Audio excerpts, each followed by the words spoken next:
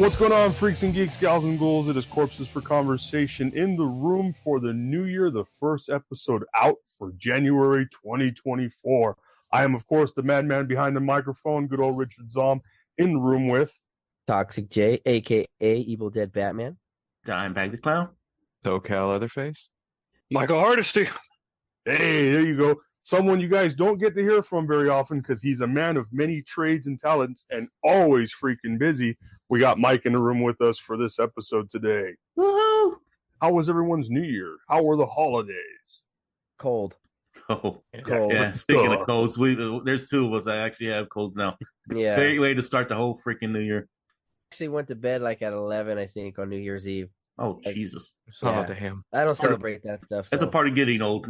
Yeah, I had stopped celebrating New Year's maybe about 10 years ago. So Nothing big has to happen. I mean, I was just doing some gaming, and that's what made the hours fly by. And I hopped off like 20 minutes before midnight and said, hey, let's get in front of the TV, say Happy New Year, and then that's it, man, go to bed. I was also doing some gaming, except I just completely skipped over. I was like, it's 1 o'clock already.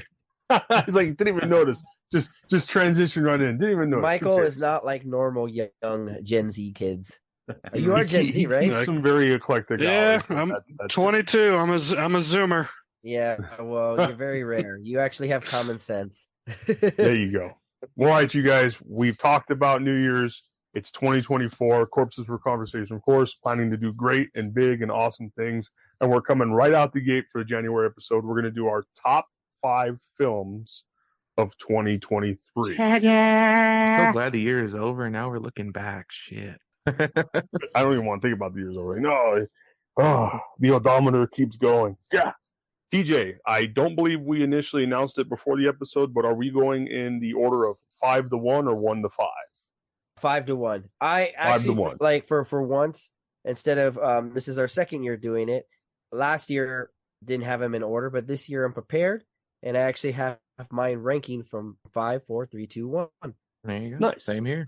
I put them in that order. I didn't know if you guys wanted to do the best to last or best, worst to best, or whatever, you know. Well, they're not really worst to best. Yeah. But yeah, we get what you're talking about. So, Zom, what do you got for your top 5? Let's kick this episode off. For number 5, I'm going to go ahead and put it out there. I'm probably get a little guff from it. I don't care. I would have to say for me, it would be John Wick 4. This hit goes out to you, Mr. Wick. 42 regular, wasn't it? Yeah.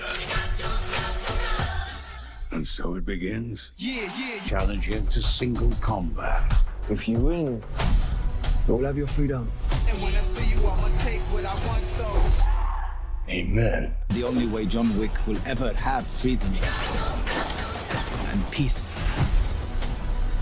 is in death. Yeah. Not really. All right.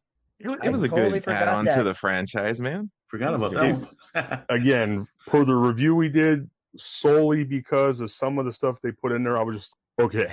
When he took the sick bump falling off the balcony, I'm like, no, bro, your back's broken. That would have been the end of the movie. From the bulletproof Batman cape thing and the continuous falling down the stairs. I was like, I'm done, dude. I have to check out at this point. I'm so sorry. It was a great movie, but I was like, I have to check out from this point. I mean, this is like I said, it's our top 5 of 2023, so it's not really a bad thing, but I get what you're saying. No, that was a good add-on to the franchise, and I mean, for those that haven't seen it, you know, I don't want to spoil anything, but crazy that they say that they might do a sequel. That's ridiculous. Yeah, it's definitely open for a sequel. The Continental, where they do the backstory on the Continental, I which is think pretty that's cool. already out. I've never watched it. I mean, I don't know. Then again, with TV shows, I'm kind of just, I pick and choose. Fortunately, that probably didn't spark my interest. I enjoyed the film. Which, speaking of, I guess I'll start with mine. I don't want to say I'm going to cheat. I'm going to take a cheat card, okay? Because I did see it in 2023. So I am going to go with, and I know people are going to roll their eyes, I am going to go with Dragon Ball Z, or Dragon Ball Super Battle of the Gods. Long ago, a small group of pure-hearted Saiyans pooled their powers to create a savior, a Super Saiyan God.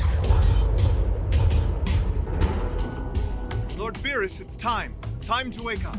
Did you not prophesize that in 39 years' time an arch-rival worthy of me would appear. A great Saiyan. He answers to both the names Kakarot and Goku. So, I take it this means you intend to pay a visit to the Saiyans? I must track down this so-called Super Saiyan. A fascinating adversary is due to emerge. Just go back to where you came from. Go ahead and come at me with everything you've got. Let's kick things up a notch, yeah? I didn't think it was possible. You're a true prodigy, like few I've ever seen. A Super Saiyan God! This ends now! Give up and accept your planet's fate! It's like they're ramping it up. It's all over now. Damn it! I am a Saiyan that was raised on planet Earth. I will defeat you! So tell me, how does it feel becoming a god?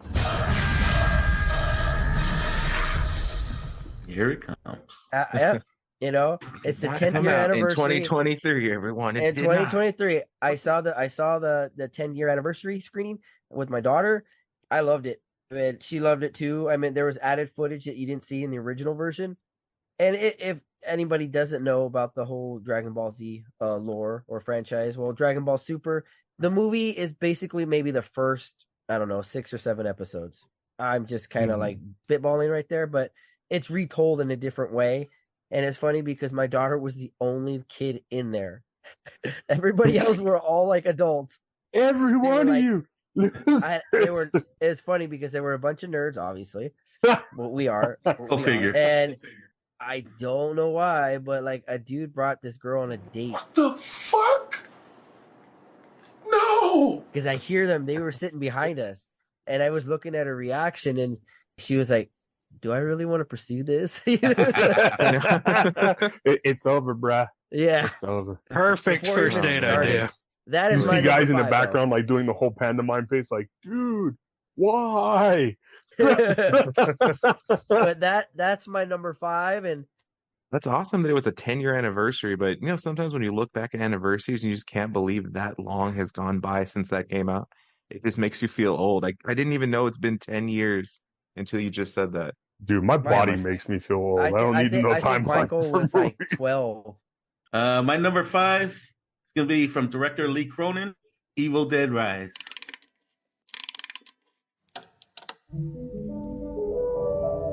When I was just a little girl,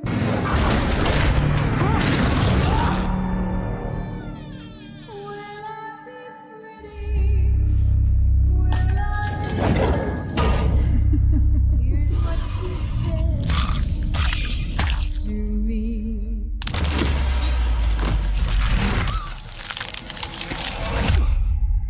Don't let her take my babies. This evil creates terror through total chaos. All you can do is run.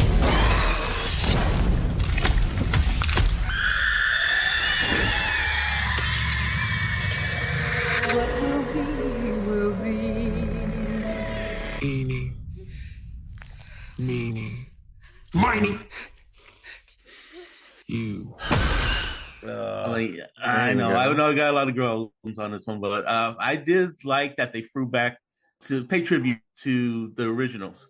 Not only pay tribute to the originals, but they had a tribute to The Shining and a tribute to The Thing in it as well. So, you know, he's definitely going for that. Not as good as the originals, I'll give it that, but definitely a rewatch.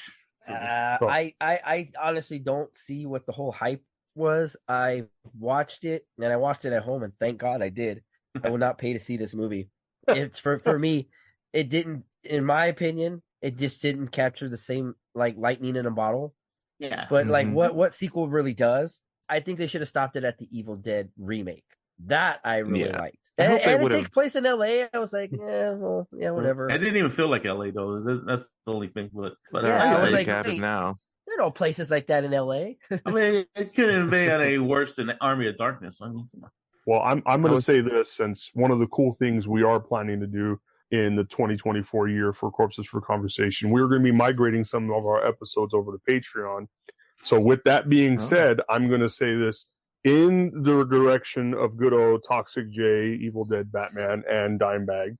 I knew you were going to pick Dragon Ball, and I knew Dime was going to come out the gate with a horror movie. So, in the words of the great wise Vincent Gambini, Joe Pesci from My Cousin Vinny, there's a fucking surprise. Yeah, my list is definitely horror driven. 4 of the 5 is definitely horror. There were some good horror this year, surprisingly. I was hoping that this Evil Dead would have been more bloody than that past remake TJ was talking about. Dime, but yeah, it did drag a little bit, but I still loved it. All right, so SoCal, you're up, and then Mike, you'll be right after him. Let's get your number 5, SoCal.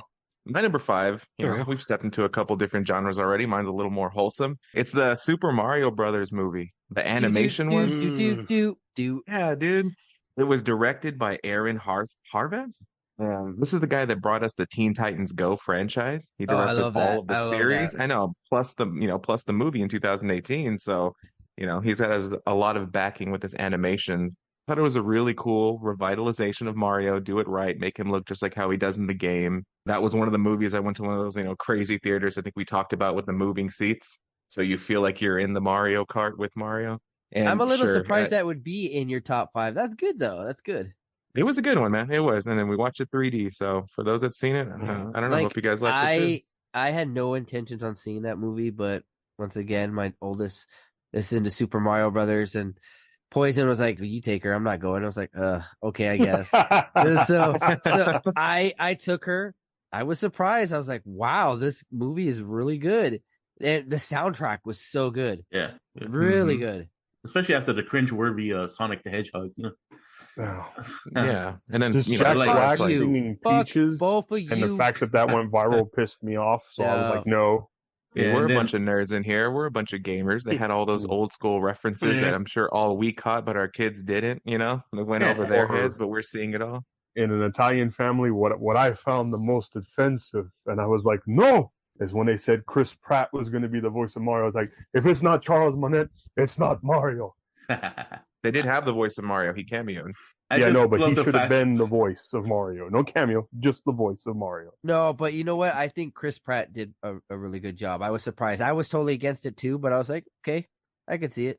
You like Sonic, you know. Yeah, I don't, and you don't, and your haterade on a... Well, don't shed a tear. Haterade is here. The new Haterade Thirst Quencher non-fruit juice comes equipped with 30 milligrams of potassium, 14 grams of carbohydrates, and 100% haterism. Movie that's based on a video game. That I don't get. I think at that point you just want to bitch. That's all. Sorry. No, Charles Monette, man. That's He's Mario. I did love the fact that there was a lot of adult humor in Super Mario. So definitely fan service to the older fans of Super Mario. I love the callback to the original Mario show, which also goes to the original voice actor. He only ever says like 3 words, which is Wahoo and It's a Me Mario. Whereas like at least the cartoon, he sounded like, what a real Italian plumber sounded like, hey, it's me Mario.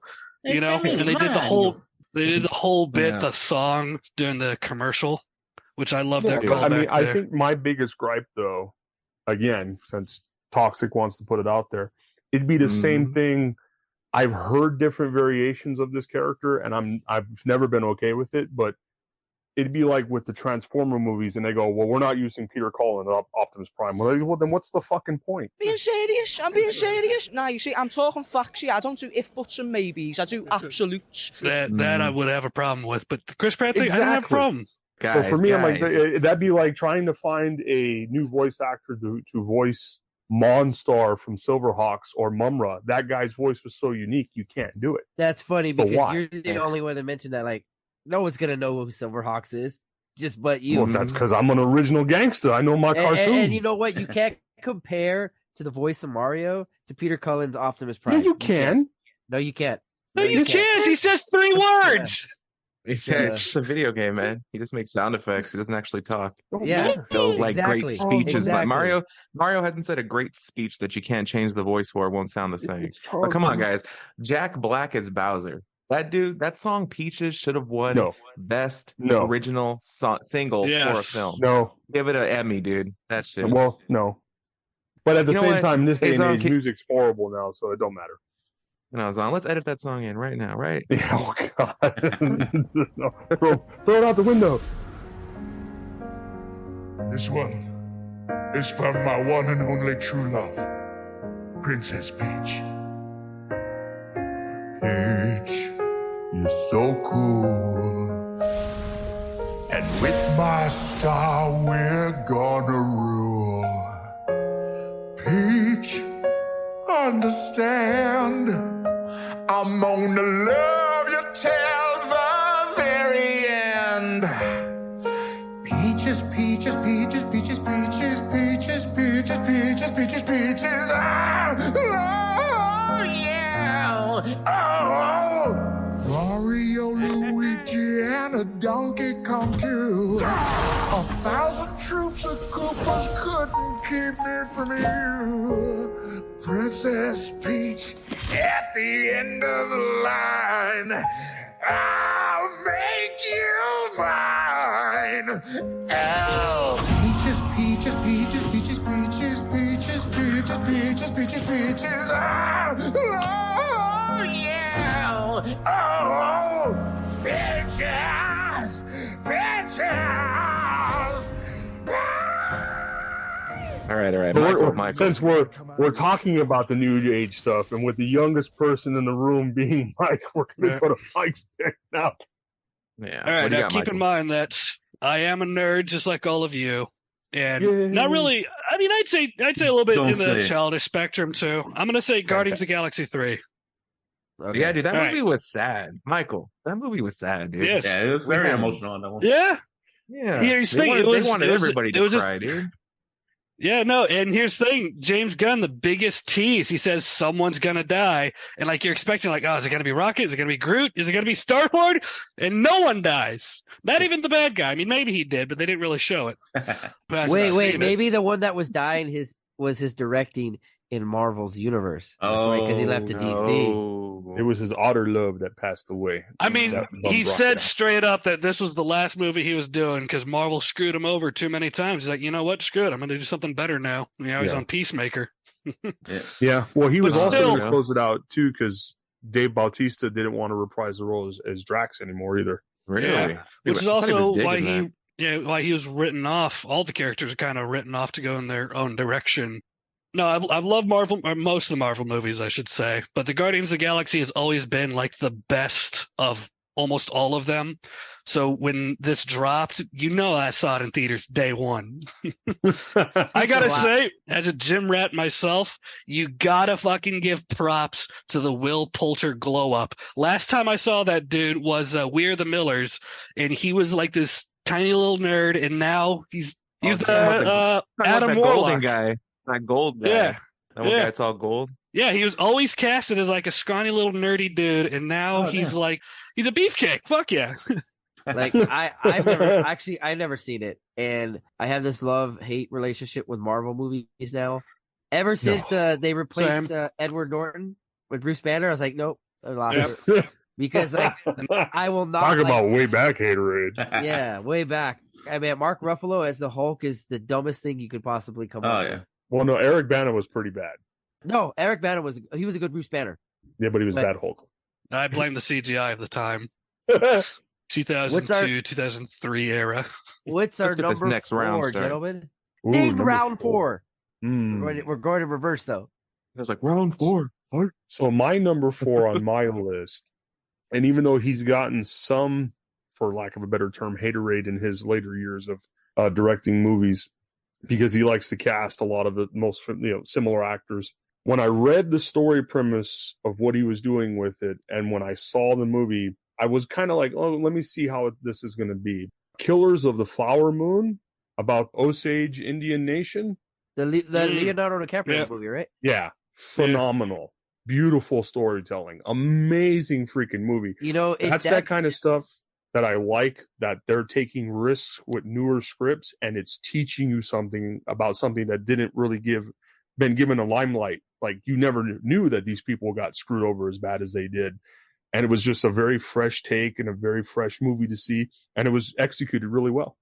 It's funny that you say that, because I know that movie bombed at the box office, but I guess we just, with the regular moviegoers nowadays, they want explosions, fantasies, pizzazz, stuff like that now, instead of good storytelling. Yeah, it was And really good. you're not the storytelling. only one. I had a coworker at work said, "Yeah, he saw that movie, and he was kind of breaking it down for me." I was like, "Oh, I need to check this out." Like he said, he really liked It was really good. I definitely recommend it. Was Would it you buy Killers it of or the own it? Flower Moon? Correct. Killers of the Flower Moon. See, it's just a Leo curse, guys. They thought he would never He win an he does Oscar. good with whatever he touches, though. All right, let's see. My number 4, I couldn't decide, so it's a tie. Hi. It's between. You're disqualified from this, man. For the first film, wasn't even in 2023. Now we got a tie. Yeah, John Wick 4. We already discussed that. Also, Equalizer 3 with Denzel Washington. Yeah. Oh, all right. That movie was. I love the Equalizer movie. Every movie that all 3 of them, they were solid. And I know it was probably trying to replicate the John Wick movies. It's more, if it makes sense, it's a little more believable. You know what I mean? It's on Netflix. If you guys want to check it out, it is so good. I'm gonna check it out. See, I've seen the first 2, but I just didn't get a chance to see part 3. Oh, I think part 3 could be probably my favorite out of the 3 right now. It's so good. Oh, damn. It might be mine as well. How everything plays out. It's just like when a guy who just wants peace, you don't screw with that. I'm not gonna spoil it for you guys that haven't seen it. You need to check it out. It's on Netflix. He's like the modern day Batman. Yeah. I mean, just like I know, that's what I'm saying. justice. He's a vigilante. So with this being the third in the franchise, like I said, I haven't seen it. You guys have. You wouldn't say that they're doing the Fast and Furious thing where they're like ramping it up, where the first one makes sense, it's vigilante justice, and now it's the third, so we have to make it real crazy, and he's like jumping out of planes or something? No, it's not like that. It's all the same level as the first 2. Okay, all right. It's believable. If anything, it was dialed down from the second one. If anything, yeah, it was. Yeah, I hope he doesn't go to space. like the second one, there was like a fight in a hurricane. That's as wild. That's as wild as it gets. It's just like a little bit calmer now. That was still good, though. That was still good. It was still good. It happens all. I mean, I'm in Florida. It happens all the time. So you cannot, like, now if you see little hurricanes, you can't tell me you don't think of Equalizer 2. I see fucking old ladies shopping at Walmart during hurricanes, so it's totally believable to me. Yeah, that's the best time to get to those deals. Until Waffle House closes, it's not a problem for us. Don, what you got? My number 4. I mean, it's not a perfect movie, but it's very entertaining. Some bad CGI in this movie. The Flash. What? Any movie that can make me ugly cry twice in a freaking movie is definitely getting my vote. Man. That whole mother-son relationship. What movie did you say? The Flash. The Flash. Got Michael Keaton back. You know, we couldn't get Michael Keaton back. But, you know, we got Supergirl. I'm not knocking him for that because it just missed my top 5. I really enjoyed it, especially Michael Keaton. And there were parts where I was like, oh my God, like it made me cry. Yeah, and for a DC movie, it was actually really good. I'm like, that's probably one of the best DC movies I've seen in a long time. Yeah, no, for real. Michael Keaton sign off, you know, like you already did. I'm just like, damn, that hit your heart, man. But I just ugly cried during that movie, man. I can picture. Steph Kittens was right next to me. Same thing. Oh, you. I'm like, you okay? No, are you? No. Not even gonna add anything to that. Man. Yeah, that was a good one, though, man. 4. I think the dude's a great Barry Allen. I know that Ezra Miller has issues and all that stuff, but I think he plays a great. I believe I gave it like 5 stars on that one. Oh, probably, man. I think that one did. But let me go ahead and pick this up right after and go on to my number 4. So I don't know if you guys know this film. So it's called Dumb Money. It came out back in September. It has Paul Dano, where he plays this real dude named Keith Gill, who was the one that had the crazy idea to raise the stock of GameStop. And he was saying all of his plans. If we go and we all invest in GameStop, we can all become like millionaires. Just everybody buy all the stock you can, hold on to it, and just keep the hold. They made this movie about that. And the dude at the end of all of this ended up with $30 million. I feel upset that I wasn't paying attention to the damn internet because I would have been right there too. Like this movie follows him. It follows a couple other people in their personal lives where they invested however much they could afford. I think the dude started it with like 30 grand and he ended up with 30 million, you know? And like some people put in a couple hundred, they ended with a couple 100,000. I would have loved to be any one of those people that got into that. It was directed by Craig Gillespie. I don't know if I'm saying that right. Gillespie. But this dude, he's known for making these biopic films. He made I, Tonya. directed I, Tonya, Million Dollar Baby, and even the Hulu series for Mike Tyson. He's used to making these biopic films, and this movie it struck me in the type of way that kind of made me upset that I was not there putting in some money down too. I'm sure y'all would have too, man. Oh, hell yeah. But yeah, guys, I like watching movies like that. I like watching movies that are based on true stories where you hear about people's, it was between this one and the Tetris movie, honestly. Like, that was a really good movie too. But I had to go with this because this movie would have made me rich, man. Dude, like, I watched some, like, YouTube video on that, and they developed a technique called rolling, and I was like, dude, I can't, like, how? Yeah, but that's how they're doing in eliminating the blocks that fast. I'm like, Jesus Christ. Like, what happens when you beat Tetris? The Russian mafia shows up at your door, breaks down your door, and shoots you. Kill screen. Kill screen. The guy should win some kind of award, man. All right, Michael, that's mine, dude. What do you got for your number 4 film? For number 4, I'm going to go with a Netflix original, Extraction 2, Chris Hemsworth.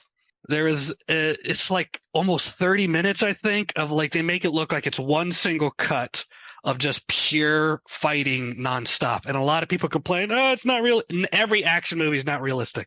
Stop your whining. All right. It's badass and it's fun to watch. From catching himself on fire and beating guys with his firearm and then gunfights to train with a machine gun. It's so much, it's just nonstop fighting with a pretty good story too. And Extraction 1 is great. Extraction 2, top tier on Netflix's part. I'm about to check that out. Nice. Yeah. I definitely recommend the watch if you guys enjoy like nonstop violence like John Wick. Nice. Yeah, so is it John Wick status? All right. Oh yeah. It's like John Wick if it was more military organized, because you got like your group of soldiers instead of just one guy who's going around.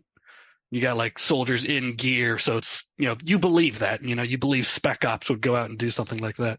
Yeah, simple as that. That's my number 4. Going down to number 3 now. Yeah, we were at number 3. I'm surprised, do you have a foreign film in here yet? I have a what? A foreign film? Actually, not this round. The foreign films I've been watching that I've been liking recently are a few years back. So nothing of current year. I've been like back cataloging a lot of my foreign films. But for my number 3 pick out on this list, it's going to be a short, brief mention because I'm pretty much just piggybacking off what Mike had mentioned earlier. My number 3 was Guardians of the Galaxy Volume 3. Yeah. That whole series is visually stunning. The way they ended it, I thought was great. Yeah, my favorite part of the movie, though, is he calls Cosmo the Russian space dog. He's like, bad dog. And she's like, hey, wait a minute. Take that back. You can't mean that. He's like, no, bad dog. And I'm like, dude. She was butthurt like the whole movie. Question for you then, Zom. How many times did you cry? I probably No, don't answer that. Remember, a zombie never cries. They can't. They dance. Okay, so my body leaked embalming fluid when they pretty much made the decision to kind of go their separate ways. I cried a little. Well, I leaked embalming fluid for Mantis, but when Quill comes home and sees Granddad, oh man, I was like, stay in the body, embalming fluid, don't go nowhere. Yeah, dude, waterworks all over that film. Everybody had a sad story. I don't know. Like mean, eventually I'll watch that Guardian of the Galaxy. I think the last Guardians I watched was the holiday special, which I did really enjoy. That was good. Yeah, that was great. Kevin Bacon playing Kevin Bacon.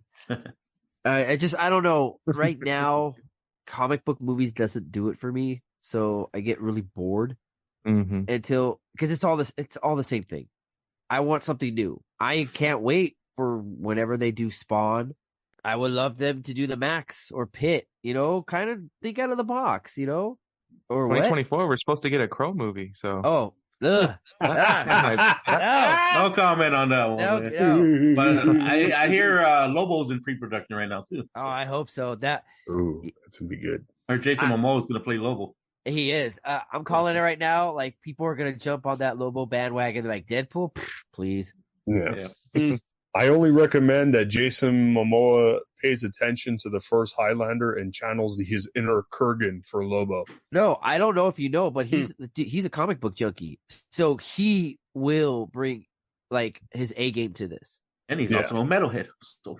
Yeah, So are we going to Dime next? Is Dime coming up for it's number yours 3? truly right here, Toxic. Oh, Toxic. Right. So what's your number 3, Toxic? My number 3 for the second year in a row, no pun intended, the main man is back on my list, and I have to give it to Mission Impossible. Mission Impossible Dead Reckoning God. Part 1.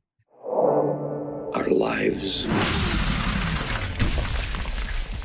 are the sum of our choices, and we cannot escape the past. Ethan, this mission of yours is gonna cost you dearly. The world is changing. Truth is vanishing. War is coming. It's been a long time, friend. You've no idea the power I represent.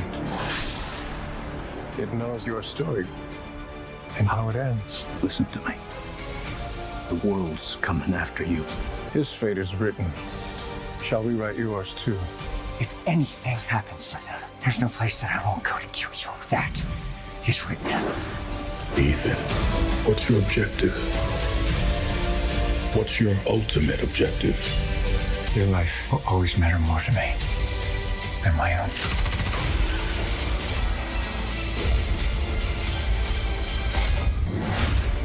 None of our lives can matter more than this mission. I don't accept that. Man, you tell me. I would like to hear any other 60-year-old actor or human being doing what Tom Cruise does at this age. This movie, Sylvester Stallone, Expendables. I know. Sylvester Stallone. He ain't jumping out of a fucking plane. He ain't going off a cliff. You know.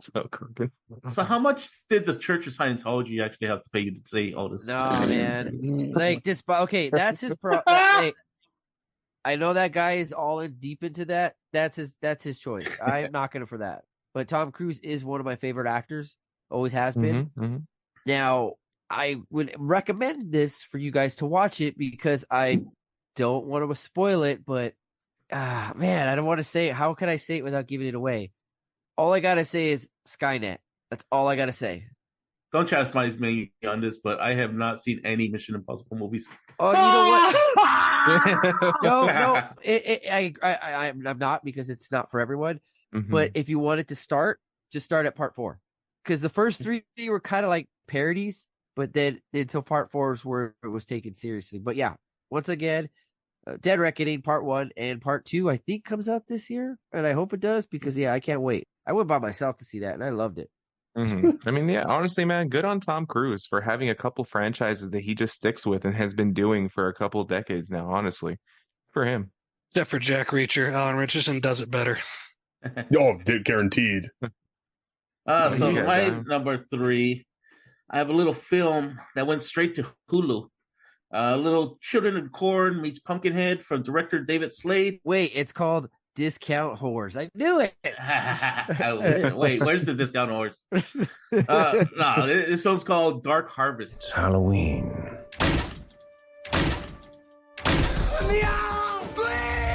You know what that means. Old Sawtooth Jack is gonna rise from the cornfields. It's gotta be stopped. Kill or be killed. You've all heard the stories. We failed at our duties, and that black dust destroyed our crops, our lives. It must die, so we can live. Your sacred duty is to take down Sawtooth Jack before that church bell rings at midnight. You really think that's real? I saw it. It's real.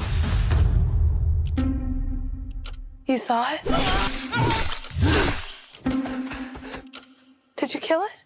If that thing isn't dead by midnight, this whole town is going straight to hell. I want to go home. I want to go home. You think you're special? Why are you doing this? If you're born in this town, you're cursed. I'm ending this. Tonight.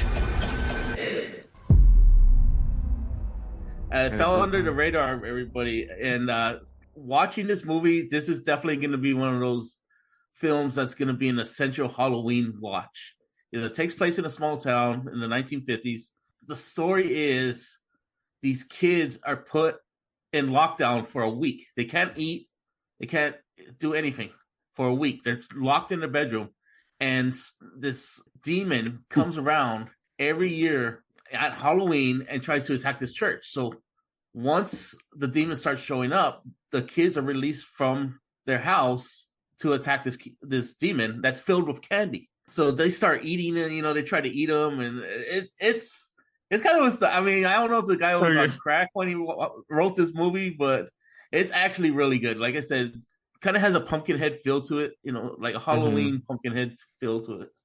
Good old OG Pumpkinhead. Yeah, see, and I feel you, Dime. I was surprised by it. Don't get me right. Yeah, Dime, I feel you though. There are films where it's like you could watch a movie and you're like, dude, it was so good. And then someone's like, all right, what's it about? And then you try to explain it and it kind of sounds like what you said. You're like, okay, well, there's this. And then he's filled with candy. And then they're like laughing. Like, that makes no sense. Like, I know the idea is weird, but just watch it. It is a good movie. No. Just the ending gives it all away, because I don't want to give anything away, but the ending is amazing. An amazing twist to it. You guys will love it. Trust me. It's a Halloween essential movie. It's up there with Trick or Treat. And oh, damn. Sounds good, man. All right, yeah, that sounds pretty crazy, Dime. I'll go ahead and try to see if I could check that out. For me, man, number 3, 2023, has to go to Talk to Me. Where'd you get it from anyway? Apparently it was the hand of someone who could connect with the dead. I heard it was the hand of a Satanist. The other hand's just out there. White people shit, man, I tell you. All right, let's do this! You know the drill. Say, talk to me. Talk to me. Haley, fucking stop it, he's choking! 83 seconds, get it off him! Dude, what the hell?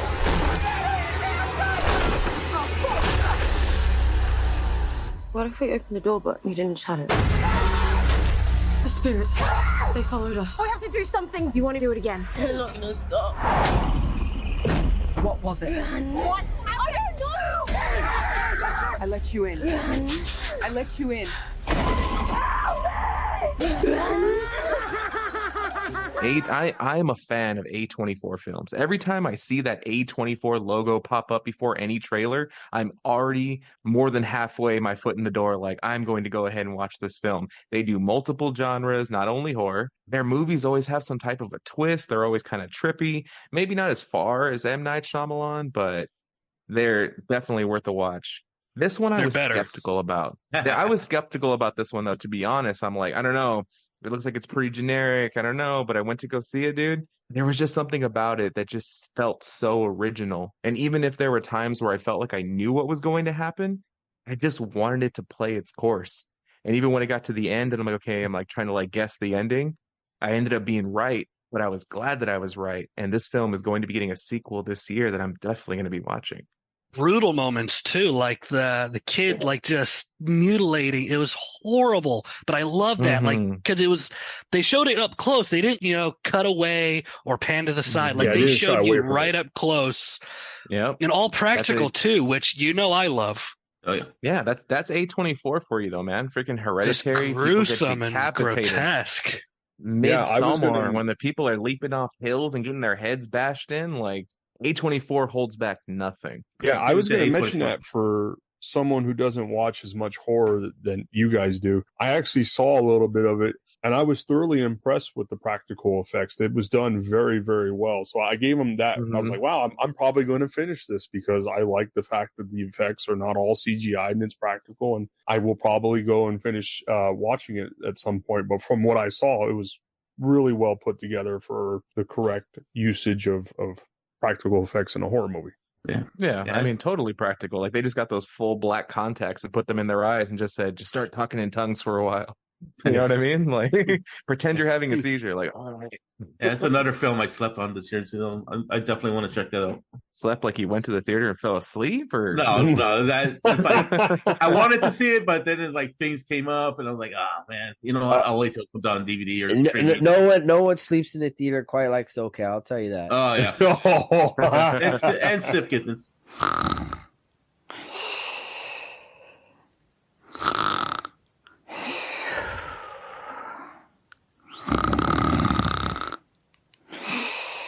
I know, right? See, I was surprised I could in that theater though, because usually, those AMC's got the little like recliner seats. This one didn't, but I was still able to do it. I'm just a master of my craft. Mike, you're up, sir. So for my number 3, it was mentioned earlier by Felix here. I'm going to go with the Tetris movie. I love business stories, like based on true stories from rags to riches, or just like coming up with a brilliant idea that makes millions. And the way they did it, they had a cool little bit towards the end where it turned it almost an animation, like it looked like a video game. The soundtrack was spot on. They did a bunch of covers of 80s songs in both Russian and Japanese, because the two countries where it takes place tells the story of the Game Boy and the rights for Tetris and how it was made, and like how it kind of helped with bringing down the Soviet Union, because like they were right there on the edge, but this was one of those like many tipping points too, because like they were ready to just throw stuff out, like, all right, it's done. The whole history aspect, I love everything about that movie. Also, John Edgerton, love that guy. That dude, man, all the movies he comes out with, I know I'm gonna want to jump on them. He's a really great actor. Did any of you guys catch that film, Tetris? They're all shaking their heads no for those at home that haven't seen. They cannot see us, but Yeah, you guys act like this is like a YouTube live. Just say no. I know. But I highly recommend the watch.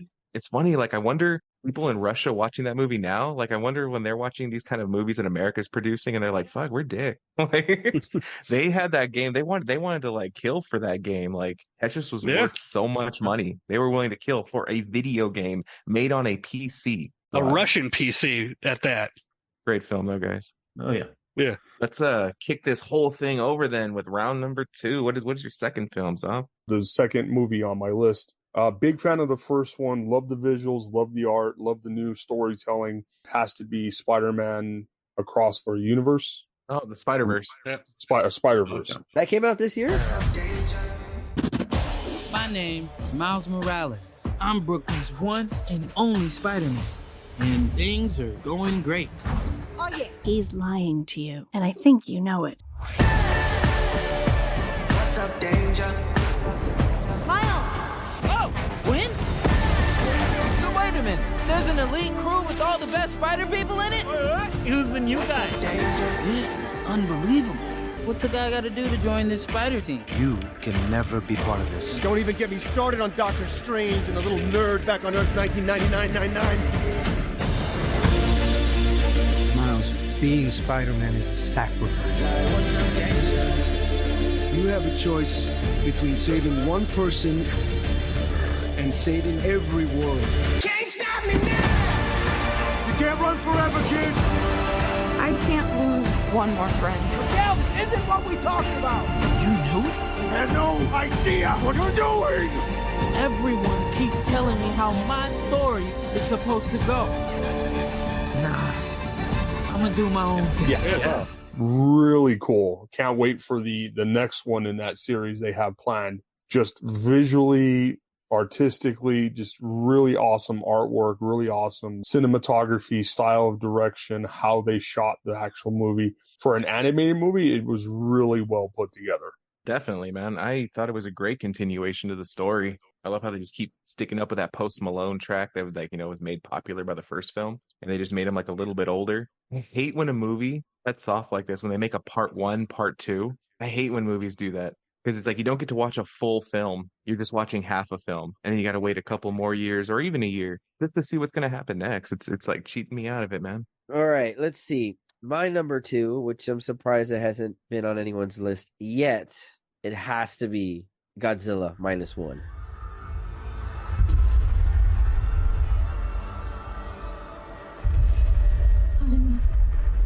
Godzilla.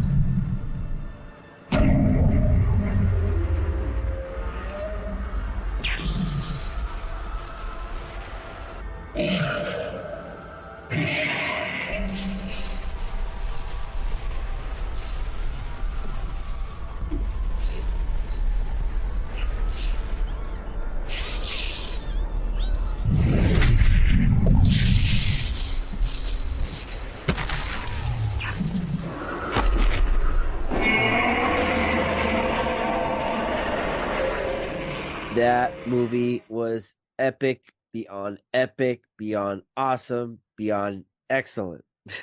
And I'll be the first one to tell you that's exactly what he thinks of it, because I was sitting right next to him in the movie theater. Yeah, I was he was holding my hand the I'm like, entire time.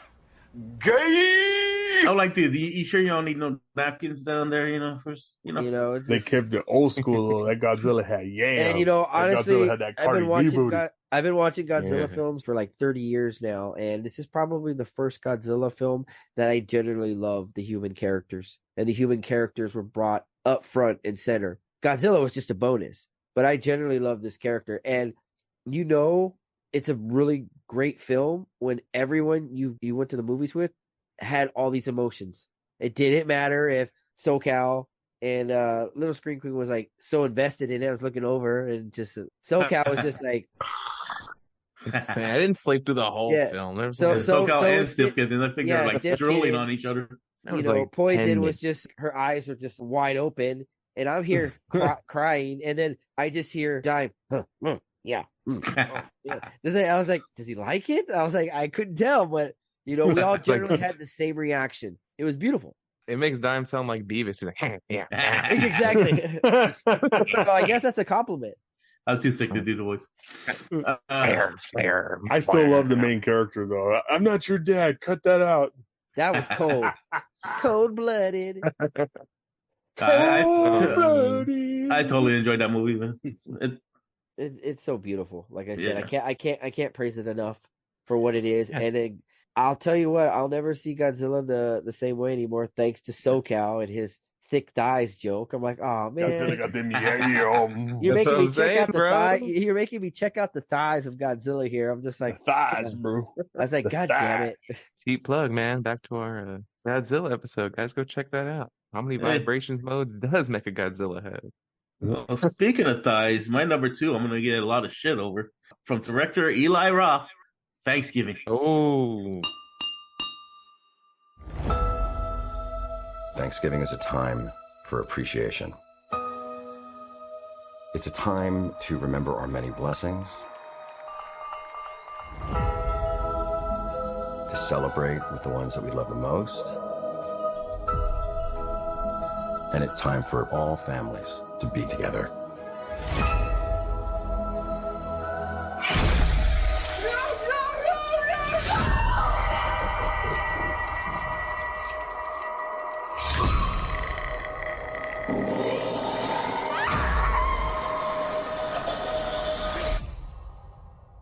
Let's eat.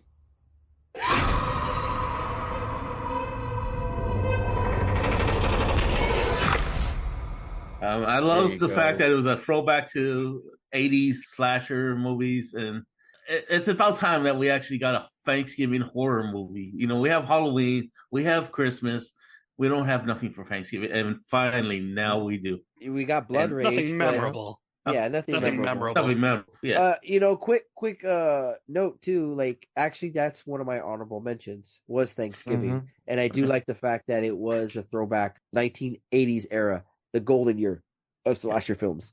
And I'm going to have to piggyback right off of TJ that, yeah, man, that was one of my honorable mentions as well. Figured it wasn't going to be original, but there was so much about it that felt original. They created a new, I don't want to say Michael Myers is like the same amount of fame, but you created a new killer that I'm looking forward to seeing sequels, and definitely stoked that they already announced that Eli Roth is working on a sequel. I'm hoping we get in 2024. I mean, it could be. I mean, look how long it took for Halloween to gain traction.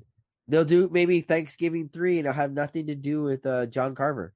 I don't know, Probably by Thanksgiving this year, Trick or Treat Studio is going to hop on it and start producing masks. Oh, I'm surprised they're not out already. I mean, I saw like the reaction figures. They have a John Carver reaction figure for $7, I think, is the one that puts those out. Yeah, and then you see the Etsy people have the mask, but it's like super expensive. No, that's the thing I was going to touch on. There's a guy named Screamer on Instagram who actually created that 3D file, and everyone took his file and are ripping this dude off, and so he completely got pissed off and stopped it. So I'm glad you brought that up, because there is someone out there making them. His name's Screamer. And he screamed at the top of his lungs because people were pulling his idea. Oh, yeah, apropos. I hopped on Etsy, man. I hopped on there to see if anyone was making them. And yes, people, like you said, were making them, but they're only giving you the blank 3D printed version. And I'm like, dude, just print it for me because I don't got that kind of talent. I want it to look just like the movie. Don't give me no blank. Or cheap plug, just send it to Michael. He'll take care of it for you. I'll fix it right up. For half the cost. Not spending $900 on a plastic mask. There you go. Yeah, very true. I believe NECA actually jumped on the figures as well too. So NECA is making John Carver figures. Are they out yet? I see it. I think they're up for pre-order right now. I'm still waiting for my Toonie Terrors. Let me go ahead and pick this up for my number 2. Mine's going to be Sisu. This old fucker is a gold miner. We're rich boys. Get down on your knees. Fuck him up. We got gold.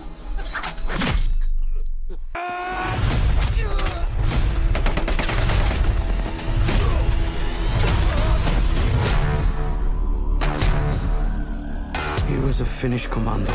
He lost his home and his family in the war. He became a one-man death squad.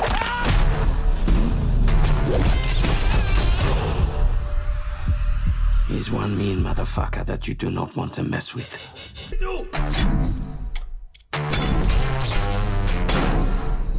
We might have a problem.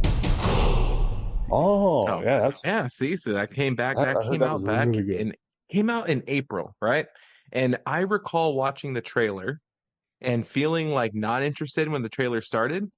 And then right as soon as it mentioned John Wick and you see like the crazy kill scenes, I got instantly intrigued. This whole thing in the back of my mind is thinking that, oh, this probably like by the directors, the producers, someone having to do with John Wick. I watched the movie, love the movie. It's a great film. Upon doing this review, I'm like, okay, well, where was the John Wick people? I had to go rewatch the trailer. And if you rewatch it, it's just the same studio. There's no producer, there's no writers, no one else is still involved. So they tricked you. It worked. They tricked everybody, man. I mean, if you're like, hey, John Wick, I like that film. All right. Yeah, dude, this movie was directed by Jamari Helander, and he was most known for 2010 Rare Exports. I know a lot of people. The Santa Claus movie, yeah. I recommend people check out this film if you are a fan of the John Wick franchise. My description of this film is it is John Wick meets the Inglourious Bastards, which are two great films. Well, we all know you didn't really go see it to see that. You went for the dog and the motorcycle. Come on, just face it. I was like, dude, this is total John Wick. The guy got a dog. I bet you he's gonna die, and he's gonna be like, "What's going on?" You know what I mean? But yeah, man, food finds gold. Nazi takes his gold. Kill a bunch of Nazis. Get back your gold. That's the whole movie in a nutshell. But don't let that ruin it for you. Go out and watch it. That's why I did, and I loved every second of it. I got the. I haven't watched it yet. That's why I haven't mentioned it. I know it was probably going to be in my top 5, but I'm not gonna. I can't be that person and be like, oh well, it's in my top 5, but I've never seen it. Like I will see it. It's just yeah. Yeah, it's another one I slept on too. I wanted to see it so bad. I love the trailer, and I was just stop falling asleep in movies. Highly recommend. You're paying $15 for a nap. Serious, dude. Yeah, I gotta stop going to the reclining seat theaters. What TJ's in the Ninja hell? Turtles. Ninja Turtles. That's going on Patreon. Speaking of which, moving on to my number 2, I feel like I might be stealing TJ's number 1, Teenage Mutant Ninja Turtles Mutant Mayhem. I was wondering when that's going to pop up. Oh. Yeah. Boys, where have you been? We're just running errands. That's it? Look, we're really sorry, Splinter. Some of the guys wanted to get pizza, and I tried to talk them out of it. You ratted us out. Hey, don't use that word that way. I mean, it's 2023. Sorry, Dad. Hey, guys, if we weren't monsters that were shunned by society and we could do what we wanted, what would you guys do? Go to high school. Maybe get a girlfriend. Can you imagine that? Not likely. This is insane. Turtle mutant karate teens. I want to know everything about you. Our dad is definitely not a giant rat. That makes me feel like he's a rat. Police are baffled by the recent crime wave led by Superfly. Nobody's ever seen his face. Why? Because he kills everyone who does. Whoa! Cool. No, not cool. What the? Y'all some little tortoises, huh? I can't believe there are other mutants. You want to roll with us? Humans are never gonna like us. So we gonna let the mutants rule the earth. Peoples, they got to go. Okay, sort of a twist. My son, Michelangelo, you have heart. Donatello, you have wisdom. Raphael, you have bravery. And Leonardo, honor. Enough talk. I dream about fighting every night. You've got a rage problem, right? It's not a problem. So To be honest first with everybody, good Turtles movie in years. That's the animated one, right? That just came out. Yeah. By Seth Rogen. Nice. surprisingly, right? Seth Rogen's been creating a lot of good stuff, man. A lot of good Including stuff. The Boys. Or The does he work on Boys. Invincible? Yeah. Yep. Come on. I was just gonna say that Yeah. I'm surprised that Godzilla is not TJ's number one. I thought he loved, that was Very gonna be true, number very one. true. For our viewers who can't see, he's wearing some Teenage Mutant Ninja Turtles pajama pants right now. So we I got could a only full figure. moon shot right there on that one. Oh, they're gonna see it. They will get to Damn. see it. Most definitely will. Well, that'll be the crack- thumbnail. Going back to like the soundtrack, the animation style, which like you mentioned in the Spider-Verse, it's like that same comic book, like come to life style. They brought in one of my all-time favorite actors, Giancarlo Esposito, which you can never go wrong with. Come on. He was only there for like 2 minutes, but still, it's just immediately when you hear it, like, oh, I know that voice. The story's great. I love that, like, whenever they did a Turtles movie in past iterations, you always think like maybe they're 16 or 17. This one, they're definitely like 13 or 14-year-old, but still, like, it's in the name teenage. So getting half the cast of Gumball for them, I love it. Everything about it. They definitely touched more on like teenagers of today too. They modernized the film. So if you're a parent going to watch this with your kids, it's like, they're around the teenage age, they will understand the Turtles more than you will, which is like a new refreshing take on it. Yeah, and they set up for like a perfect sequel too. So I'm still waiting for that. Yeah, that'll be good when they come out with that. That'll be awesome. 3 cheers for Seth Rogen for taking on all of these comic hero type shows. He's making up for the Green Hornet. And not only that, though, he's treat a lot of problems with animation studios, whether it's shows or movies. They treat their animators like crap. And Seth Rogen is like, hey, guys, take breaks if you need it. He's like treating him well. He's paying him well. He's like, if you suffer, we suffer. I love that he's taking care of his people. I guess for my first honorable mention, I'm going to go with Wrath of Becky.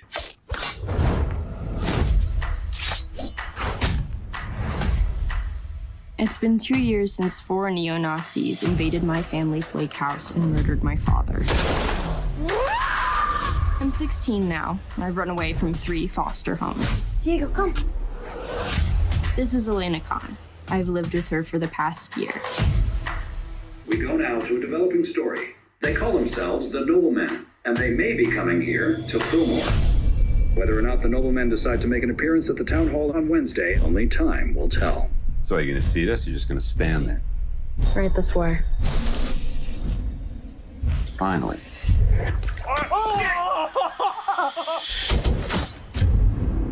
She did that on purpose.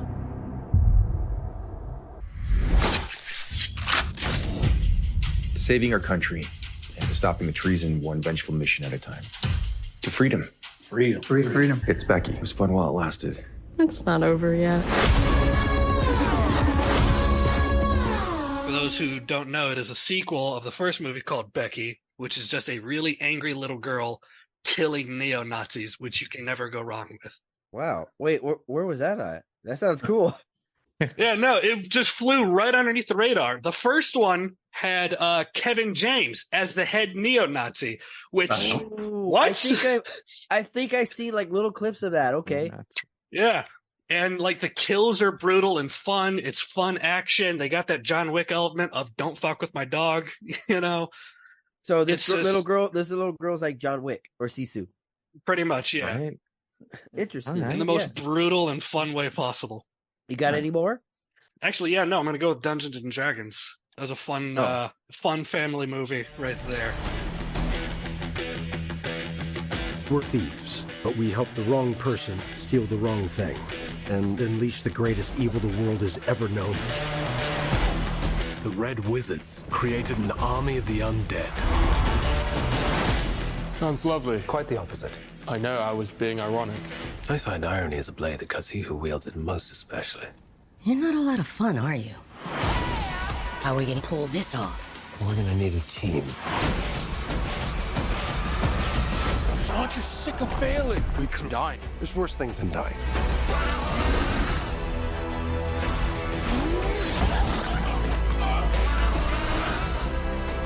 I lost everything that ever mattered to me.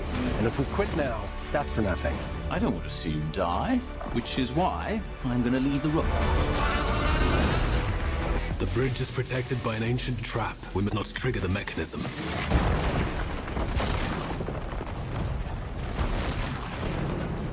I may have triggered the mechanism. So, sorry. A lot of people kind of skipped over that one. It was like, it was God take it or damn, leave it. I totally. I'm not a D&D guy, but that I'm was a D&D great guy. movie. No, Same I'm a here, man. D&D guy. I totally forgot about that, and I was like, you know what? I gotta put that on my list. That's list, all I got for my mentions, though. This list is wasted for me on my end, then. But yeah, Dungeons and Dragons was a great movie. What about you, Clown? For me, I got 3 honorable mentions. First one is going to be Haunting of the Queen Mary, which is straight to Hulu. Welcome to the world famous Queen Mary. Hey! You want to go on the haunted tour? We should definitely get all these details in the book. You know, we're pretty used to stories around here. And although we're famous for our fiction, Hello? sometimes facts can be much stranger.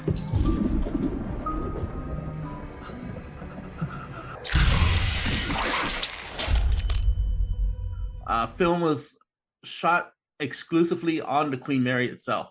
So it was probably like a 2-day shoot, 2 to 3 day shoot easily. But I love the way it told the backstory of the Queen Mary. It gave you a modern day horror movie as well. So it skips back and forth from like the 1930s to present day. Anybody that doesn't know about the Queen Mary is a ship in Long Beach. It's probably one of the most haunted places in America right now. Great movie, went straight to Hulu. I recommend it for sure. Another one I went straight to Hulu is No One Will Save You.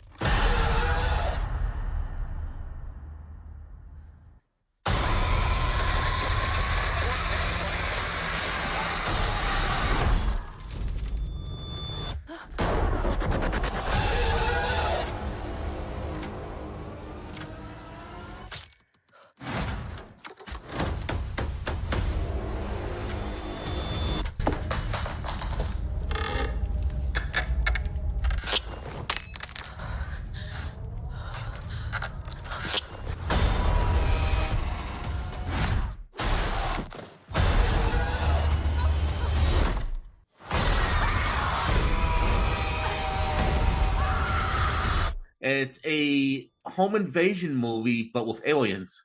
So it's like, there's like literally like maybe 3 words of dialogue in this whole movie. It's very silent, a lot of action in it. As far as like this girl trying to, she's living in a cabin out middle small town, basically out in the middle of nowhere, and aliens come, try to abduct her. And she's just fighting off the aliens the whole movie. She's like, not today, bitch. Yeah, it's really good. Home Alone meets E.T. Yeah, that's the thing that happens, I guess. It's only like 3 words of dialogue in the movie, but it's so good. You're like edge of your seat watching it.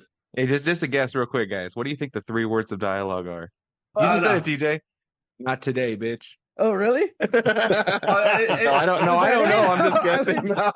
I was just guessing, but all right. I was just guessing. No, I don't know it. I never seen it, but I just thought it was funny because it's like it only got 3 words of dialogue, but it's a great movie. And I'm like, I wonder what those 3 are. And it's just like it's just a shotgun, like not today. It's a whole bitch. backstory because I don't want to give anything away, but it's like one sentence basically that somebody says to her, and but I want to give it away because it's part of the twist. All right, now time for my guess. There he goes. It's all a dream. No. And my last one was Nicolas Cage in Renfield. Why don't you start by telling us what brought you here? My boss, he's different. You can't get him out of your head. Yeah, what? Renfield, blaming innocent victims. Explain. My boss gave me this power. In return, I tend to his needs, including care, feeding. You bring in people to eat? You're like the guy that gets the villain's Postmates. But if you were to stop focusing on his needs, what would happen? He won't grow to full power. Exactly. He won't grow to full power. Some call me the Dark One. Others, the Lord of Death. To most, I am Dracula. Okay, obviously we're dealing with a little bit more than just narcissism here. I love Renfield. So Cal's like, damn, I forgot to add that. No, that was on mine. That's what I'm saying. But it's classic Nicolas Cage. Every time he was on the screen, man, you just laughed your ass off. You know, Awkwafina kind of ruined it for me, but Nicolas Cage definitely. Oh, she ruins every movie that she's in. You know what? I'm in a small percentage that find that girl attractive. Sorry, that just me. I see a toad with teeth. Yeah, so I like All right. toads, I guess. My honorable mentions. We talked about it before. Thanksgiving, great film, slasher. I'm gonna have to go also with Totally Killer, which I love the throwback '80s too. Slasher film meets Back to the Future. You can't go wrong with that. I'd like to report a crime that hasn't happened yet. Have you seen the movie Back to the Future? Basically, I'm living that movie right now, which is how I know there's gonna be a murder tonight. You know how hard this time of year is for us? Your friends were murdered 35 years ago. It's not 1987 anymore. Stay safe, honey. I love you.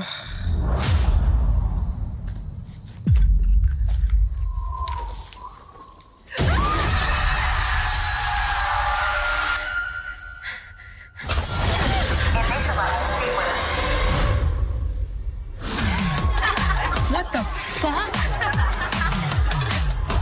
Excuse me, what year is it? 1987. Oh my God. I know. The 80s are almost over and I haven't even tried Coke yet. Time for my birthday, bitch! This is a creepy-ass cabin in the middle of fucking nowhere. What's the big deal? There's a murderer on the loose and you drove us into the woods. Oh my God! What? You have 7.5 hours until you're stuck here forever. I need to stop all this horror before it happens. Just so you know, I don't do blowjobs. You pee out of that thing. Just think, maybe if she did do blowjobs, she'd still be alive. That cabin scene was the best part of the movie. Well, I think it was you, Zom. Yeah, like I'm not piggybacking off you, but not the Spider-Verse, but I did like the new Teenage Mutant Ninja Turtles. That was Mike, but yeah. Yeah. that was Michael. Oh, that was Yep. yours. Sorry. Yeah. I like that film for what it was. And my last one, which was really surprising, and people were giving it a lot of shit for it, but I like a lot of bad movies, so whatever. I did really enjoy some Zack Snyder's Rebel Moon. When I found you in the wreckage of that ship, I considered leaving you. I was afraid you could bring trouble to us.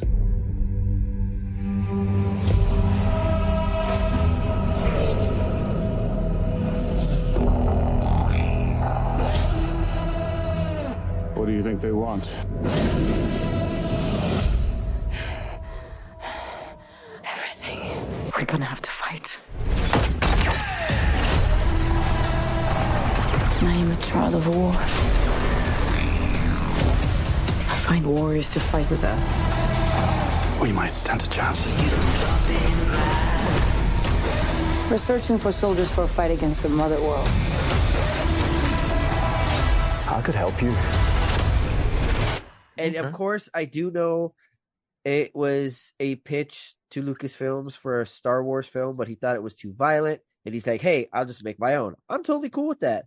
For the hardcore Star Wars fans that are totally bashing on it, whatever, dude. Movies are meant to be enjoyed. Doesn't matter. If you don't like it, don't watch it. But I enjoyed it. And I guess that leaves it down to me, man. My honorable mentions. So a couple of them have already been said. Let's just throw out there the Thanksgiving, that hits some of our top 5, some of our honorable mentions. What's left to be said? It's a great movie. Check it out. Next one. No, I mentioned this. It was Renfield. Nick Cage as Dracula. Come on, man. Nick Cage in mostly anything. Just give me Nick Cage every time a new trailer drops. Nick Cage is doing something. This dude has been crazy for the past decade, and everything he's been dropping is just loud and over the top, and I'm here for it. Give Renfield a watch. It's a comedy horror, super gory. It's along the lines of if you like What We Do in the Shadows.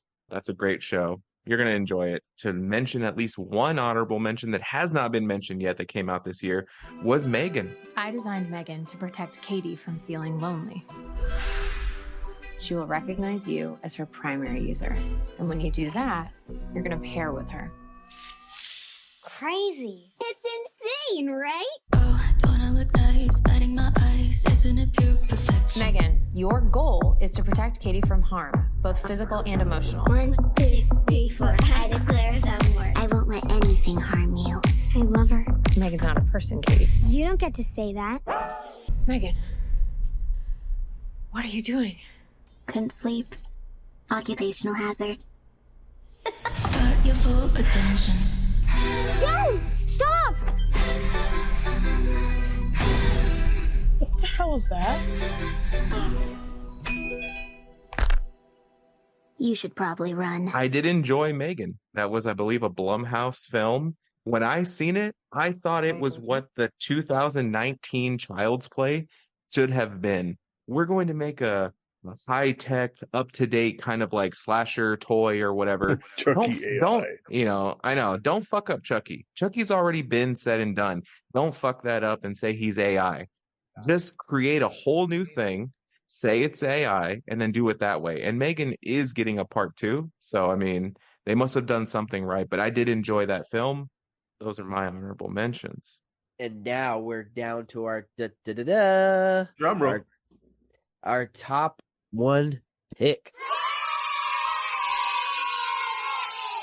Man, it's all leading up to this, right? So much pressure. We're gonna start. We're gonna start with the King of the Zombies. What do you think, Zom? What is your number 1 pick? King of the some Zombies. love, man. This is your number 1. Technically, that's Give it Papa some love. Romero, but I appreciate the sentiment. Okay. I'm sorry. The Prince of Zombies. I don't know if that's better or worse, but fine. Wouldn't that be The Tom ass of Savini? zombies. Well, I was stuck between 2 different movies. The other one I'm not going to mention just because it didn't get enough limelight in the day when it came out. I don't think it was a truly awful movie, but because I liked the gentleman's performance in it prior to what we found out now, Ant-Man and the Wasp: Quantumania I thought was really great because Jonathan Majors was an awesome Kang the Conqueror, and I feel real bad what happened to him and the fact he got dropped by Marvel, but his performance made that movie enjoyable to watch because he just understood that character and he did very well by it. So I was really happy with that for my number 1 pick. I don't want to shit on his number 1 pick, guys, but I did not like that movie at all. You're an interesting man, Scott Lang. You're an Avenger. You have a daughter. But you've lost a lot of time, like me. We can help each other with that. Who are you? I'm the man who can give you the one thing you want. What's that? Time.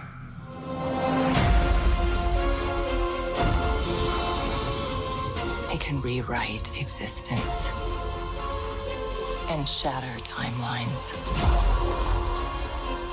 You cannot trust him. He can give us a second chance. Let me make this easy for you. You will bring me what I need, or everything you call a life will end. I was like, I went to go watch Ant-Man because I love Ant-Man. Paul Rudd's hilarious, but I felt very disappointed personally with that. And I don't know, maybe it was because of the overuse of CGI. I don't know. It didn't carry. I feel like first 2, but like I said, I still haven't even seen the third one. I feel like Jonathan Majors definitely carried a good chunk of that. Yes, It's the only reason why that movie had a redeemable quality is he was great as Kang, in my opinion. It was an interesting choice to CGI him that way.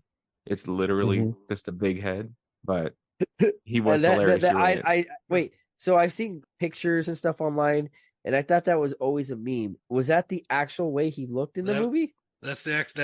I mean, I don't know. Yeah. And okay, so this movie was a way bigger budget than Godzilla -1, but they made Godzilla look real. How does that make sense? They rushed the animators. I wouldn't have been mad if when you first see him, he has like that gold mask on with that face. I would not have been mad if that was like how he looked, but the mouth opened and closed, like moved.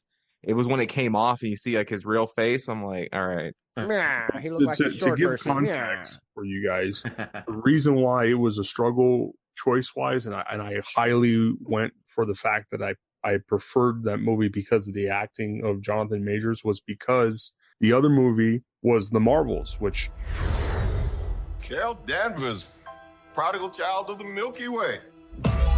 Nick Fury, my favorite one-eyed man of intrigue. How goes it out there? Cold, no air, space.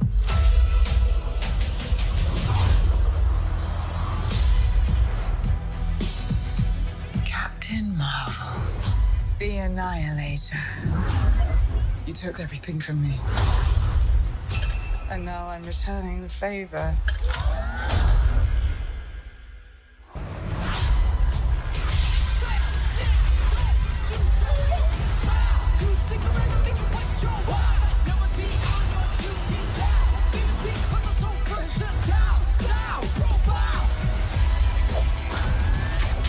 She's targeting every planet we call home. I would never choose to bring anybody into this. You are not the only thing standing between this and the universe.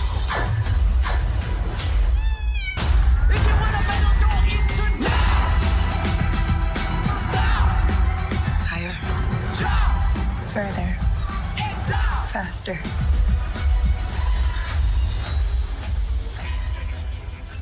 part of it was decent to me, and then it kind of fell off. So between those two, I was like, no, I'm going to stick with Ant-Man and the Wasp: Quantumania solely because of his acting. That's what saved that movie. So for my number one pick, does anybody know what it is? I thought it was going to be Godzilla -1, bro. I'm just calling it. I thought it was Godzilla. Any takers? Any takers? Come on. It's going to be Ninja Turtles. That was an honorable mention. I just said that. Oh, shoot. Okay. You dumbass. Mine, you guys are going to be like, oh. It had to be Sean Durkin's The Iron Claw. Ever since I was a child, people said my family was cursed. Mom tried to protect us with God. Pop tried to protect us with wrestling. He said if we were the toughest, the strongest, nothing could ever hurt us. I believed him. We all did. Morning. Pants tomorrow, please, David. Perry, I want you to join your brothers in the ring. Yes, sir. I love that. Woo! Now, we all know Kerry's my favorite, then Kev, then David, then Mike. But the rankings can always change. What do you want in life, Kevin Von Erich? More ribs? I want to be with my family. You know, be with my brothers. What do you like to do with your brothers? We can do anything. We're here to restore justice to the Wrestling Federation that our father built with his own two hands. The hands that were passed down to us. The hands that will deliver the Iron Claw to you. So what do you think? Of course. Yeah. I saw that pop up on your story so much. I should have figured. Oh, yeah. See, this is what I'm talking about. Again, though, A24, guys, they do multiple genres. This one's more of a drama, but come on, man. They always deliver. This film hits so many emotions.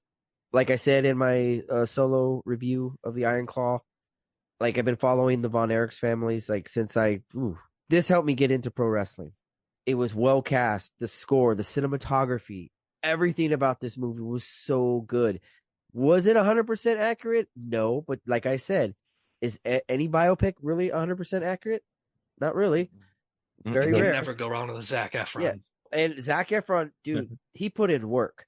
And all the main actors got trained by Chavo Guerrero Jr.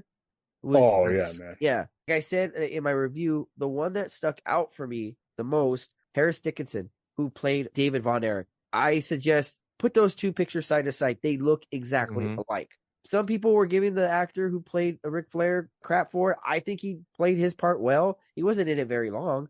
You know, they had real pro wrestlers get involved with this.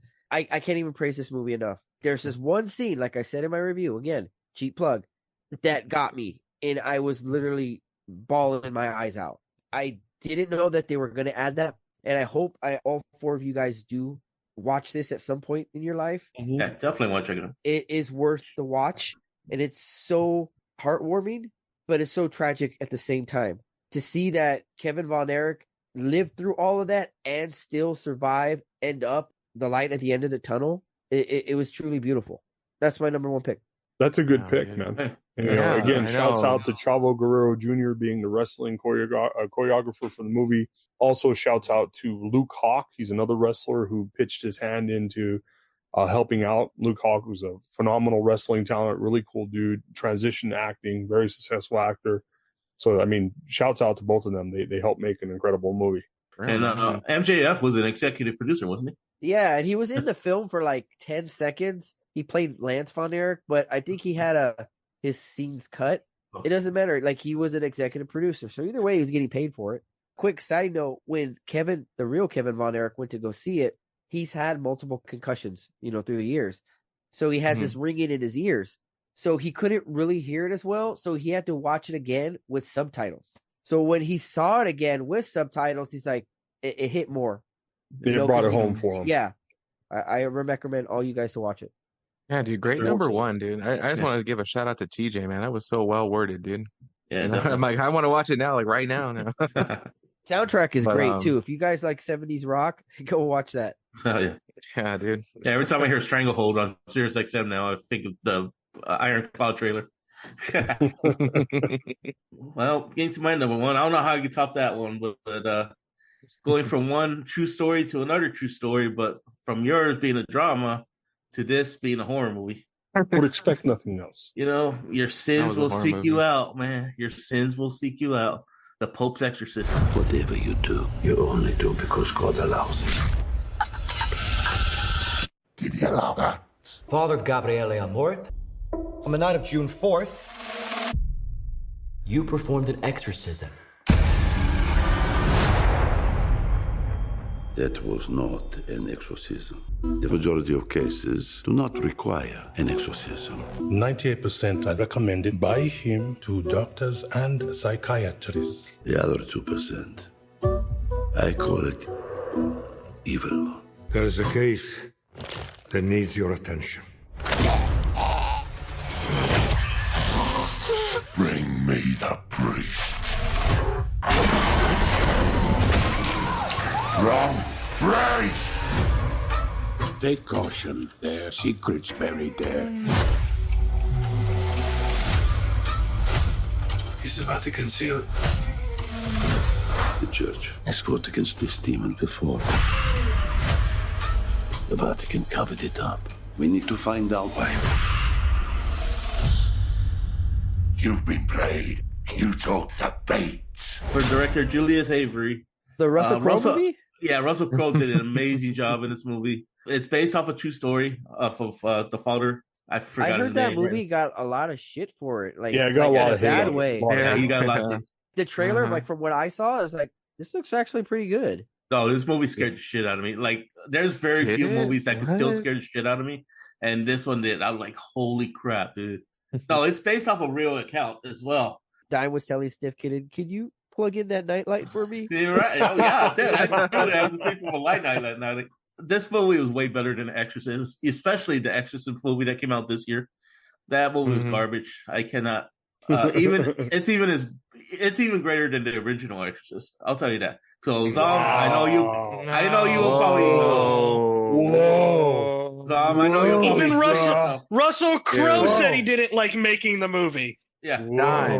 Dime, he said he just wanted to get his paycheck and leave. Easy there, Tiger. Oh my god. Yeah, I know I'm gonna get a lot of shit for that, but Pope's Exorcist, my number one for 2023. I did like though when he like puts the spirit in the goat and then just shotguns the goat in the head. Yeah, in the beginning, hell yeah. I mean, because Blew there's that no goat's way head of off. you knowing that the goat is possessed for real. You could just like be getting someone's money that way. Like, oh yeah, it was in there. I shot it though before you could tell. I like Michael's reaction because even though he's the young buck of us, he was like personally offended with him saying that. He's like, "How dare you say it was better than the original Exorcist?" And I know TJ's probably watching a sports thing on her, but did you hear what Dime said, TJ?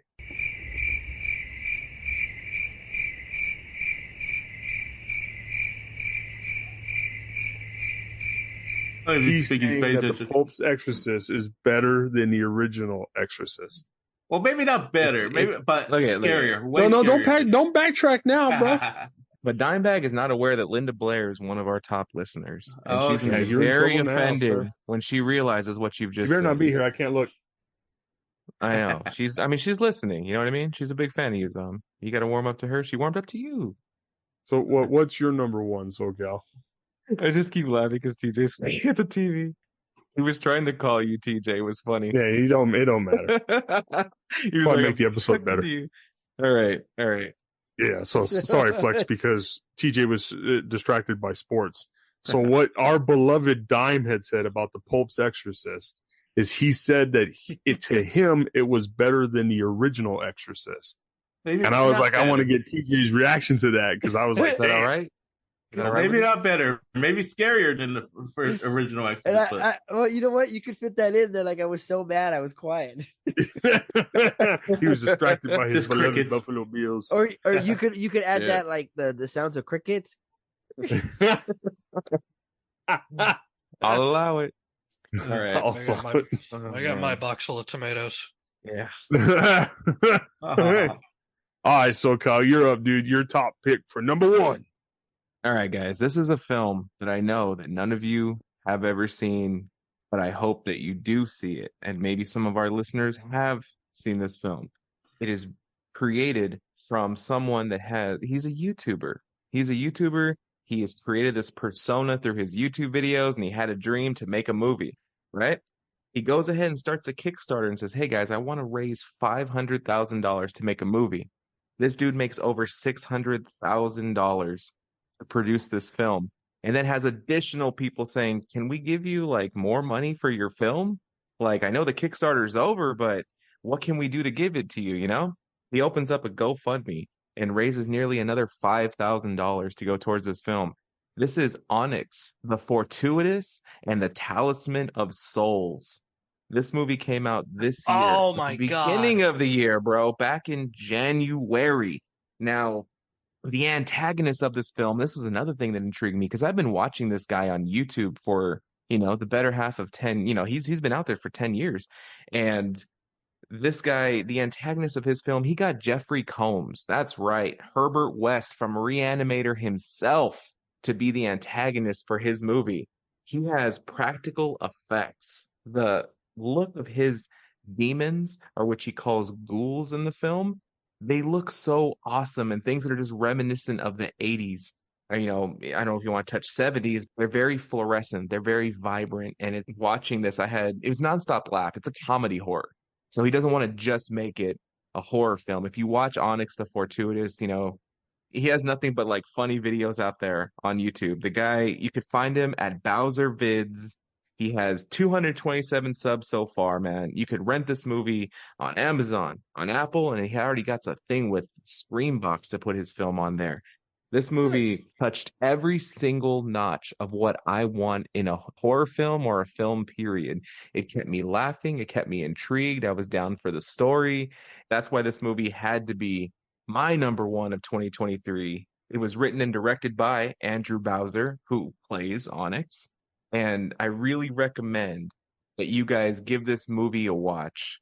And it's like, I don't know, I'm trying to think of a movie it's kind of like. I want to say like a little Shaun of the Dead-ish, but just a little more comedy, touching to the points of, Superbad, where it's constant like comedy, but with a horror little notch on it. Yeah, I can't say enough good things about this film. The dude's hilarious. I really hope you guys do check it out. That is my number one. And I saw that Michael, guys, had a little bit of a reaction. Yeah. Have you heard of this, Michael? Have you seen this? What's up? The first time I saw him advertise that he's making the movie, I was watching Aurelio Voltaire, another YouTuber who he's friends with.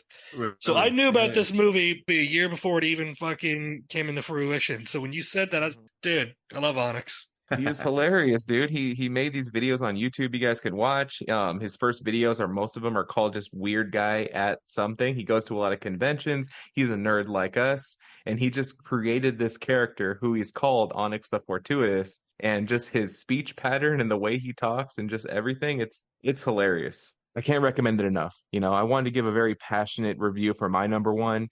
I don't know if it touched as much as TJ's for the Iron Claw. Guys, I'm passionate about this movie. It's a great film. I hope you guys check it out. That's my number one.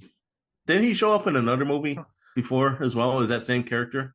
I mean, he's cameoed himself as Onyx in like many things, so I wouldn't be surprised. He has like this funny kind of like emo look. The dude himself is bald, but he wears like this funny like black emo wig, and he wears like these like clothes that make him look like emo, and he's a hilarious dude. Yeah, I know I've seen him before. To our local area, guys. He was just out here. He went to the Frida for the 30th anniversary of the Child's Play film. So the guy is around. I remember seeing that on his page. Nice. Yeah, the guy is around. Michael. Yes. What's your number one? My number one. I'm going to spin off of Jonathan Majors here. All right. It's horrible what happened to him, but that man is a great actor. Yes. All right. Creed 3. I spent the last 7 years of my life living out my wildest dreams. Bianca, Rocky, my dad. This is built on their shoulders. Hey, my man, can I help you? Let me get an autograph. No, I ain't signing an autograph, but you get off my car. You don't remember me, huh? Damien. How long were you locked up? 18 years, bro. Just got out last week. Glad to have you back out, huh? I know I've been away a long time, but I kept myself in shape. I still got gas in the tank. Come by the gym. Thank you. Curious what happened with you two? I didn't tell you. We was like brothers. I was the best, though. But I never got a chance to prove that. That's cute. Hey, what you doing, man? Trying to hurt me? I know what you're doing, Donnie. You don't owe this dude nothing. Damien's fighting the world and he's trying to hurt people. I vouch for you. You think you mad? Try spending half your life in a cell. Watching somebody else live your life. I'm coming for everything. You threatening me? No, we past talking. Then maybe you just have to find him. I wanted to not like it because I heard that Stallone wasn't a part of it. Went in a direction that he wasn't comfortable with. And so they said, we'll make the movie without you. So I was like, come on, it's a Rocky movie. It's not Rocky, but it's his universe. So I wanted to not like it. And God damn it, dude. It's the best of all three Creeds. It's good. Yeah. He was huge for that film. Yes, he was. Yeah. I absolutely love that. It didn't have, what do you say? It didn't have Sylvester Stallone? Yeah, he wasn't part of this part of it. installment. Carl Weathers should have appeared to him in a dream. Because he never really knew his dad was the whole point of the first one. Dude, the story was beautiful and sad, and like the end fight, they took some inspiration from anime, which I love. It turns into like they animate this whole thing where they're fighting in their heads from back when they were little kids growing up in like these shitty foster homes. It's just fantastic story all the way through. And all the credit for Michael B. Jordan and Jonathan Majors. I have to agree with that. That's a great choice, Michael. Really good movie for anyone who's into boxing or MMA, or to even be a sports fan. There was a knock at TJ there who's still distracted with the freaking pills. Yeah, like if that's the way they're going to end this trilogy, I mean, maybe it's just a trilogy. I would like to hope that it was a very powerful way of just ending this storyline. Well, maybe they'll go to Russia and... Oh. They did Russia in part 2. I know, but like they could have Clubber Lang's son go to Russia, fight on New Year's Day. Silver Langston. I don't know. Just to me, that film didn't make any sense whatsoever. Just like you're going backwards and you're not going but forward. still, for someone who likes trash movies, this is an actual good movie, even though the storyline didn't make sense. And I'm a Stallone guy, but like I guess that I'll probably be a little biased. I'm like, it didn't have Stallone. Okay, whatever. I'm out.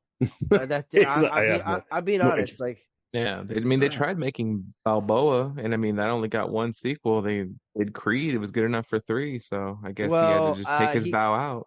Rocky Balboa is a completely different movie from the Creed franchise. Creed was looking to spawn a franchise its own, so a franchise within a franchise. Sylvester Stallone in the past always hated Rocky 5. He's like, I didn't want the character to go out that way. That's why he made Rocky Balboa so many years later.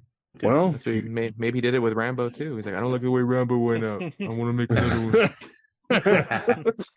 Well, much like Creed 3, we're going to end it at the bell here, gentlemen. That is the episode for the top 5 movies of 2023 for the cast and crew of Corpses for Conversation. That's all the I same. am, of course, the madman in the room behind the microphone, good old Richard Zom. You guys can find me at Zom of the Dead on Instagram. And, of course, check out the Corpses for Conversation on YouTube and all that good stuff. And like always, I'm in the room with Toxic J, Evil Dead Batman, and I'm in the shadows, so you can't find me. If you want to find me, you could just ask somebody else, one of my other cast members. Just don't look up Evil Dead Batman on anything. I was trying to be an ass about it, but you killed it. SoCal Leatherface, the one that's killing everything for 2024, I guess. But thank you guys for joining us. Happy New Year. And you got Dimebag the Clown here. You can find me on Instagram, Dimebag with a Y _DA_clown with a K. And finally, you got my sweet ass, Michael Hardesty. You can find me on Instagram at Michael Aaron Hardesty. And soon, I'll be streaming on Twitch and YouTube, hopefully by the end of this month. Excellent. What about your actual store page? My store page I have on Etsy, but again, that's not going to be up for much longer. I'll have my own website here soon. Why are you yelling? Talked about Creed 3. He's 2024. Yeah, no, dude. I'm ready to go back to the gym. There you go. You know what's funny, dude? I forgot to plug myself, guys. I am SoCal Leatherface. I don't use any underscores because it's all one word. You know what I mean? So I'm SoCal Leatherface.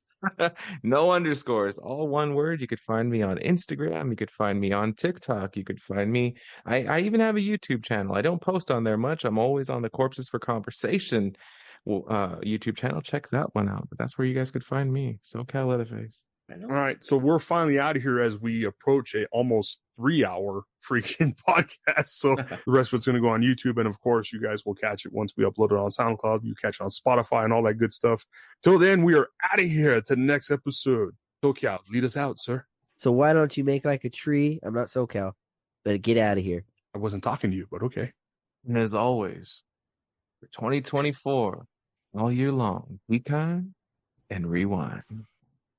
You know, Zombie can only go so far with I got hit with too many chair shots.